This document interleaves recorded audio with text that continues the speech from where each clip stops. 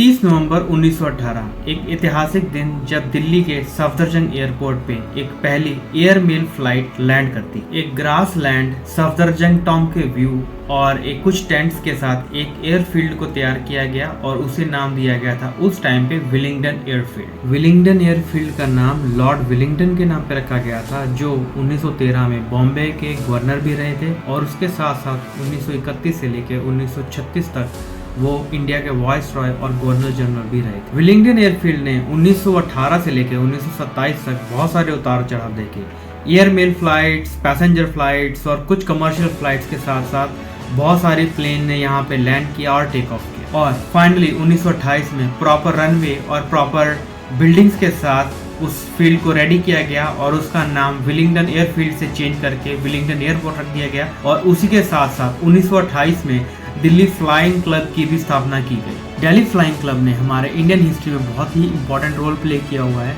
इन 1960s air force के कुछ pilots और 80s में नेवल पायलट्स ने इसी फ्लाइंग क्लब से ट्रेनिंग ली थी। 1928 में बनके तैयार हुए सफदरजंग एयरपोर्ट को ऑफिशियली 1929 में ऑपरेशन में लाया गया एंड फाइनली 1929 में ऑपरेशन में आने के बाद विलिंगडन एयरपोर्ट से air mails and passenger planes बहुत ही फ्रीक्वेंटली टेक ऑफ और लैंड करने लगे। 1947 में आफ्टर इंडिपेंडेंस विलिंगडन एयरपोर्ट का नाम चेंज करके सफदरजंग एयरपोर्ट रख दिया गया, क्योंकि वो सफदरजंग टॉम के बिल्कुल नजदीक था। सफदरजंग एयरपोर्ट, जिसको पहले विलिंगडन एयरपोर्ट के नाम से जाना जाता था, वो बहुत ही छोटा एयरपोर्ट है। आज भी वहाँ पे एक ही रनवे अवेलेबल है जिसको दोनों take off and landing purpose के लिए यूज किया जाता है। पार्किंग स्पेस की बात करें तो वहाँ पे कुछ प्लेन्स और कुछ हेलीकॉप्टर्स की स्पेस है, इसके अलावा ज्यादा पार्किंग स्पेस वहाँ पे अवेलेबल नहीं है। छोटा रनवे और कम पार्किंग स्पेस होने के कारण वहाँ पे बड़े प्लेन लैंड नहीं कर सकते। वर्ल्ड वॉर 2 के टाइम ब्रिटिश आर्मी के लिए उनको अपने पैराट्रूप्स को इंग्लैंड से साउथ एशिया और बाकी कंट्रीज में लेके जाना एक बहुत बड़ा सरदर्द बन गया था।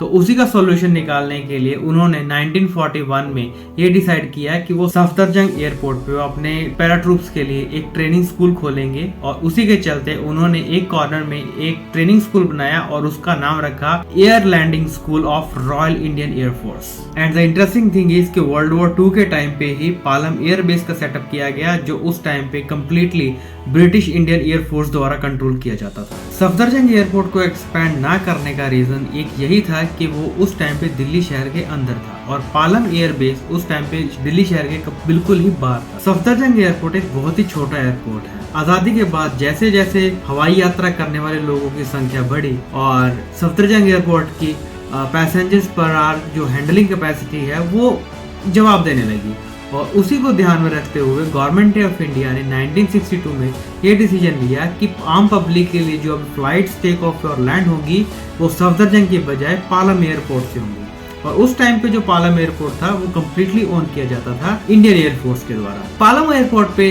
पब्लिक को शिफ्ट करने का एक रीजन ये भी था कि उस टाइम तक जेट प्लेन्स, जो बड़े प्लेन्स थे, उनकी इंडिया में एंट्री हो चुकी थी और उनको लैंड और टेक ऑफ करने के लिए हमेशा चाहिए होते थे बड़े रनवेज और ऑब्वियसली प्लेन बड़े थे तो पार्किंग स्पेस भी चाहिए थी। तो इसीलिए इन सब चीजों को ध्यान में रखते हुए ये डिसीजन लिया कि अब आम पब्लिक के लिए सफदरजंग के बजाय पालम एयरपोर्ट ऑपरेशन में रहेगा। जैसे जैसे हवाई यात्रा करने वाले लोगों की संख्या बढ़ती गई, पालम एयरपोर्ट का एक्सपेंशन होता गया, बट सफदरजंग एयरपोर्ट पे कोई एक्सपेंशन नहीं, कोई चेंज नहीं। अब धीरे धीरे जितने भी छोटे प्लेन्स थे वो भी पालम एयरपोर्ट की तरफ मूव करने लगे in terms of landing, parking और टेक ऑफ। और जो सफदरजंग एयरपोर्ट था उसको कुछ सिलेक्टेड पर्पस के लिए ही यूज किया जाता था, जैसे कि वीवीआईपीज के टेक ऑफ और लैंडिंग, उनके हेलीकॉप्टर्स और चॉपर्स की लैंडिंग और मेंटेनेंस, इन पर्पस के लिए फिर उनको यूज किया जाने लगा। और फिर एक बड़ा हादसा हुआ जिसने पूरी एविएशन इंडस्ट्री को हिला के रख दिया, वो था 9/11 2001। 9/11 के उस अटैक का पूरे वर्ल्ड वाइड एविएशन इंडस्ट्री पे क्या इम्पैक्ट पड़ा उसकी चर्चा हम करेंगे नेक्स्ट वीडियो में, बट आज हम यहाँ पे बात करने जा रहे हैं कि सफदरजंग एयरपोर्ट पे उसका क्या इम्पैक्ट पड़ा। 9/11 अटैक से पहले सफदरजंग एयरपोर्ट को कई कामों के लिए यूज किया जाता था, जैसे वीवीआईपीज के हेलीकॉप्टर की पार्किंग, उनके प्लेन्स की पार्किंग, उनके मेंटेनेंस के लिए। बट आफ्टर 9/11 अटैक उसको सिर्फ इमरजेंसी पर्पस के लिए रिजर्व किया गया, वो भी सिर्फ president of India and prime minister of India के लिए। आपको ये जान के हैरानी होगी कि हमारे प्रधानमंत्री के निवास से सफदरजंग एयरपोर्ट के लिए एक स्ट्रेट टनल है।